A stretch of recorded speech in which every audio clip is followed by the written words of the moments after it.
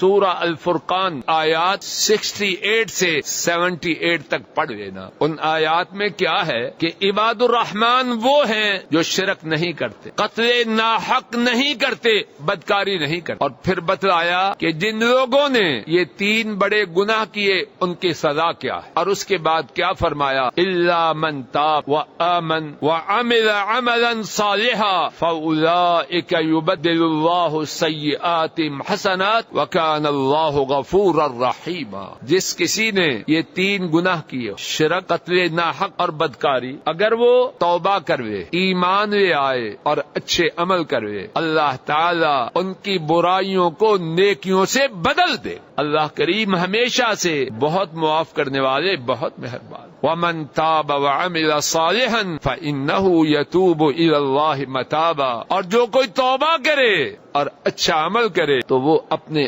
اللہ کی طرف توبہ کرتا ہے.